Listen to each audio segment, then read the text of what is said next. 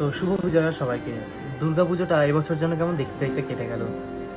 এই যে সারা বছরটা অপেক্ষা করে থাকি শুধু দুর্গাপুজোর জন্য।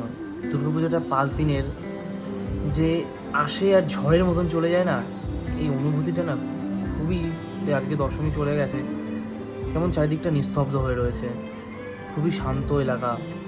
যখন দুর্গাপুজো চলছিল আর কি, পঞ্চমী থেকে দশমী অবধি চারিদিকে গান বাজনা, মাইক হলেই সেই পুরোনো দিনের গান চলছে।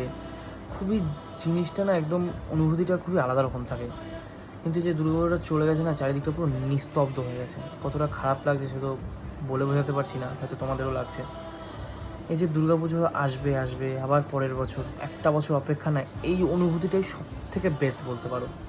কী আর বলবো, এই আমার তো মন হেভি খারাপ করছে। তোমাদেরও এরকম হয় কি না একটু কমেন্টে জানিও। এই দুর্গাপুজো আসার যে সময়টা না, সেই সময়টাই সব থেকে বলতে পারো বেস্ট। কারণ যে চলে যাওয়ার পর না, কেমন একটা যে খারাপ যে লাগে না, কী করে আর বলবো তোমাদেরও কি এরকম সেম অনুভূতি হয় কি না একটু কমেন্টে জানিও।